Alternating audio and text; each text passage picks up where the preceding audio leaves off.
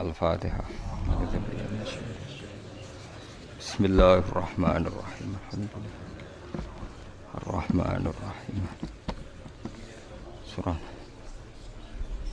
Khairil Maghdubi 'alaihim waladdallin.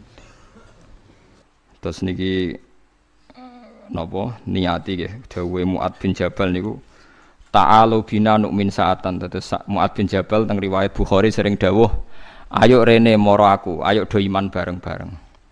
Dados ngaji kados ngeten niki termasuk nambahin apa? Iman. Saya berkali-kali bilang, kenapa ulama dulu, saya ini kan di Sarang juga ngajar tauhid. Dulu saya ngajar kubrul yakiniyat di beberapa madrasah, termasuk di Sidogiri saya juga ngajar tauhid. Di sini saya ngajar tafsir, tapi yang saya titikkan juga tauhid. Begini, saya hidup di dunia ini terutama saya memang ingin menerangkan tauhid sebagaimana Allah menerangkan. Begini ya. Jubair bin Mut'im, saya tidak bosan-bosan cerita ini. Jubair bin Mut'im itu termasuk dahiyatul Arab, cerdas-cerdasnya orang Arab. Dia ditunjuk sebagai negosiator untuk membebaskan Asra Badrin, tawanan perang Badar yang kalah dan ditawan Rasulullah dan para sahabat. Kemudian harus ditebus dengan uang. Oke, disepakati. Terus singkat cerita Jubair bin Mut'im itu datang ke Madinah. Dulu karena tidak ada hotel, tidak ada penginapan, ya memang nginepnya orang musyrik itu di masjid. Ya sehingga itu lazim saja. Kamu tidak usah jadi liberal kemudian bilang musyrik boleh di masjid, ya tidak perlu seperti itu. Kamu juga tidak perlu goblok mengatakan nggak ada ceritanya orang musyrik ngidam di masjid, karena ya ada tarikhnya seperti itu. Jadi tidak perlu goblok, ya tidak perlu liberal. Paham ya? Kalau kamu bilang wah, nangono wong musyrik oleh ngidam di masjid, kamu liberal. Padahal konteksnya dulu memang nggak ada hotel. Tapi kalau bilang nggak sama sekali juga goblok, karena sejarahnya pernah ada. Milih nanti goblok apa liberal? Apa milih jelas? Enggak milih aja, ngaco aja. 01 apa 02 apa 00? Milih mana? Goblok, liberal, enggak milih. Nah, ketika Jubair bin Mut'im itu datang, delalah Nabi itu sholat maghrib ngimami. Nabi baca surat Wat-Tur wa kitabim mastur fi rabbim mansur wal baitil ma'mur. Kemudian di pertengahan surat At-Tur itu kan ada ayat yang menurut saya itu sangat bagus. Sehingga di kamar saya, di rumah saya itu tak figur ayat itu. Bahwa kita harus dilatih berpikir. Kata Allah memulai argumentasinya, am khuliqu min ghairi syai'in. Apakah kejadian alam raya ini seisinya tentu diciptakan tanpa sebab? Misalnya begini, alam raya ini kata orang nihilisme atau komunis atau orang-orang paham nihilisme. Itu kan dimulai dari ketiadaan. Logika ini kan goblok sekali. Berarti kalau alam ini kadung wujud, kamu kan tahu kan langit bumi sekarang kan wujud. Ya, langit bumi sekarang kan jelas wujud. Berarti logikanya adalah al-adamu yakhluqu makhlukon. Sesuatu yang enggak ada menciptakan sesuatu yang itu kan aneh. Di mana-mana al-adam ketiadaan itu tidak mungkin yakhluqu syai'an atau yu'athiru syai'an. Di mana-mana ketiadaan itu tidak mungkin mengefekti sesuatu yang ada. Wong kamu sebut tidak ada itu berarti tidak mungkin bisa berbuat apa-apa karena namanya tidak ada. Sekarang alam raya ini dimulai dari ketiadaan. Terus kamu simpulkan sesuatu yang enggak ada menciptakan yang ada, itu gendeng apa enggak? Oh, gendeng sarap itu. Orang usah dipatahin wong gendeng wis barno mau mati dhewe. Jadi makanya Quran menanyakan mereka, am khuliqu min ghairi syai'in. Apa alam yang kadung wujud ini kemudian disebabkan oleh sesuatu yang tidak ada? Lalu kalau sesuatu yang ada pasti diwujudkan oleh yang ada. Nah, karena yang ada ini pencipta harus berstatus super. Nah, super ini oleh ulama disebut wajibil wujud. Maka Allah bersifat super, wujud yang paling prima, yang kausa prima. Karena pencipta tentu kelasnya harus di atas yang diciptakan. Makanya disebut ulama dulu nyebut Allah itu apa? Wajibil wujud. Karena pencipta tentu lebih dahulu, maka harus disifati awal atau qadim, apa? Awal atau qadim. Kayak apa Allah mendidik kita? Am khuliqu min ghairi syai'in. Terus Allah bilang gini, ya enggak apa-apa, yang menciptakan enggak saya, enggak apa-apa kata Allah. Tapi amhumul khaliqun, kamu saja yang menciptakan, enggak apa-apa. Tapi syaratnya kalian juga harus merasa pernah ikut menciptakan langit bumi. Am khalaqus samawati wal ardh. Jadi, enggak apa-apa kamu merasa Tuhan, enggak apa-apa. Yang penting kamu merasa ikut nembok langit, ikut ngecor apa? Langit. Ya pokoknya ikut bikin. Terus kata Allah, bala yukinun, kamu tak suruh merasa menciptakan langit bumi, kamu juga gak merasa, iya memang ya mereka merasa enggak kan. Akhirnya Jubair bin Mut'im saking gak kuatnya. Am khalaqus samawati wal ardi bal la yuqinun am indahum khuzun. Sama Allah dibombardir seperti itu. Dia datangi Rasulullah, ya Muhammad, logika itu tidak meninggalkan akal saya. Matarok tali akli nasean. Akal saya habis Muhammad. Saya iman saja. Saya tidak cukup punya logika untuk melawan argumentasi ayat yang kamu baca. Saya iman saja. Terus iman. Makanya kalau ada logika nihilisme bahwa sebelum alam ini adalah ketiadaan, lalu pertanyaannya bagaimana mungkin ketiadaan menciptakan yang ada? Di mana-mana ketiadaan itu la yu'atsiru syai'an wa la yakhluqu syai'an. Jenenge wae tiada. Tiada itu ya enggak ada fungsinya, ya enggak ada efeknya, enggak ada prestasinya. Ya pokoknya namanya enggak ada ya enggak ada. Nah, ini penting saya utarakan. Terus di sini Allah mengulang lagi, enggak apa-apa yang lainnya kamu katakan Tuhan jadi mitra saya, enggak apa-apa.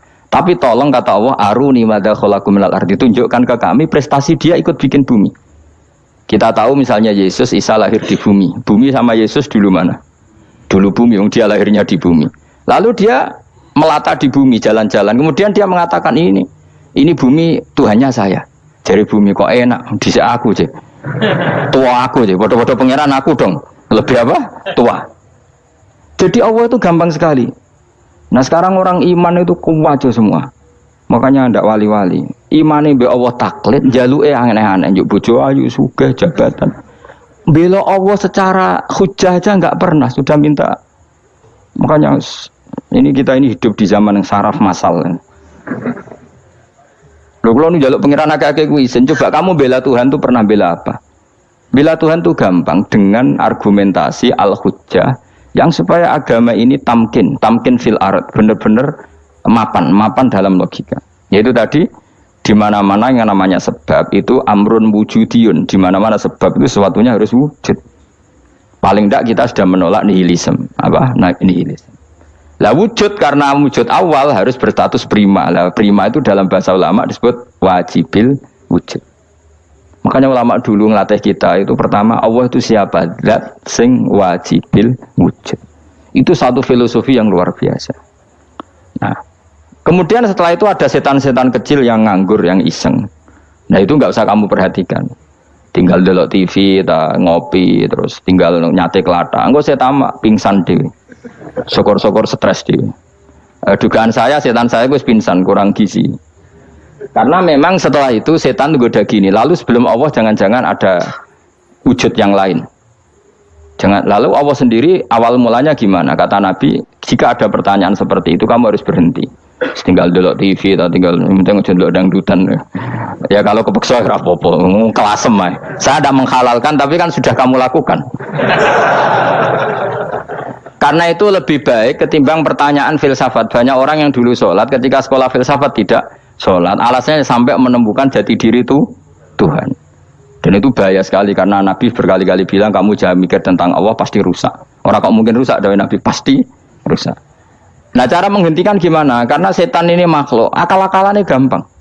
Tadi tak warai, saya sebagai ulama atau sebagai manusia atau sebagai orang awam atau sebagai siapa saja, kadang ada pertanyaan seperti itu. Tak tinggal anggeling dharma, kan pusing setan, kan ngenteni. Weh, ngenteni bar lo anggeling dharma. Bariku aku lesu mangan mie, bar mangan mie waret turu, kan dia ngenteni terus mau bikin was-was lagi. Ternyata saya sibuk kan nggak bisa masuk deh. Bangun tidur aku selali pertanyaan tadi, dinteni. Nah, dia masuk lagi aku sibuk ngajak anak jalan-jalan. Jadi saya kalau jalan-jalan di pasar itu wis enteni tan santai wae. Itu memang resep dari Rasulullah. Jangan sampai orang terjebak filsafat yang sampai menanyakan eksistensi Tuhan. Dan dia tidak mau iman, tidak mau sholat, tidak mau puasa sampai menemukan Tuhan itu siapa. Itu jelas minas syaitonir rajim, itu perilaku setan. Makanya Rasulullah setiap ditanya sahabat gitu itu Nabi guyu-guyu. Dan guyunya Nabi itu kata Nabi, baguslah kalau kamu takut Tuhan kalah kata Nabi. Nabi gojok gitu. Maka ada ulama yang punya seni berargumentasi yaitu Imam Ghazali. Jika setan tanya kamu lalu sebelum Allah jangan-jangan ada wujud yang sebelum Allah. Kata Imam Ghazali ya itu saja yang Tuhan, yang Allah ini enggak jadi Tuhan. Ya berarti wujud sebelum Allah itu yang benar-benar Allah. Kalau kamu bayangkan lagi, jangan-jangan sebelum itu ada wujud lagi. Ya itu saja yang benar-benar Allah. Sehingga tetap Allah itu menang terus. Paham ya? Yang jelas jangan sampai didahului Adam, karena kalau didahului Adam lebih ngeri lagi, karena sesuatu yang enggak ada menciptakan yang ada, itu lebih buruk lagi menurut akal. Menurut apa akal? Daripada kamu nggak salim Imam Ghazali, tinggal saja ndelok tadi ndelok sinetron. Itu yang lucu aja. Tidak sing lucu-lucu. Pendelok apa mencari Tuhan. Pokoke sing aneh-aneh, sing goblok-goblok, sing lucu-lucu, sing perane wong apa? Lha saya sering diprosesi saya. Gus Salim jenengan kok sering ndelok sinetron sing ana dialog wong goblok-goblok. Wong goblok ku menarik cara kula. Apa ya? Cara pandang itu di luar dugaan saya karena kula berkali-kali lho kalah wong goblok. Itu makanya. Ini tak ceritani beberapa kali jari Gus Wak cerdas berkali-kali kalah wong goblok. Ada seorang santri itu ingin dibelikan bapaknya itu sepeda motor. Bapaknya wong desa, senengane ngrumat sapi wedhus. Lah menurut saya ya orang tuanya itu mampu lah, sangat mampu untuk beli itu. Pak mbok ditukokno mawon wong sepeda motor. Kata bapaknya, "Anakku nu jog mondok tak goblok, Gus. Wong njaluk kok sepeda motor, njaluk mobil ora ya goblok." Lah kok goblok, Pak? Jenenge donya iku Gus, sing lahirno donya kok sapi iku ndek anak, wedhus ndek anak jenenge donya. Di mana-mana jenenge donya sing lahirno donya. Iki donya kok mangan donya. Mergo motor iku kan tuku bensin, mobil. Iku cara dene iku goblok Gus. Batin berarti kabeh kiai goblok perkarane tuku donya sing ngentekno donya. Cara dene donya iku sing lahirno donya. Batin kok pinter iki batin. Untungnya saya ini ulama ya, ahli tafsir ya malu. Sebenarnya kalah itu ya malu. Tapi saya sebagai orang objektif fair, itu teori benar apa? Jadi donya itu ya sing lahirno donya. Donya kok mangan donya itu goblok. Untungnya dia dengan saya itu jaraknya 5 kilo 7 kilo karena tidur. Lala dia diterkon sepeda motor, tapi tetap mau kalah. Pak, nanti jalan kaki saja. Karena kalau pakai motor ini kegoblokan kata saya. Terus mendingan nih, loh Gus mau kalah tadi.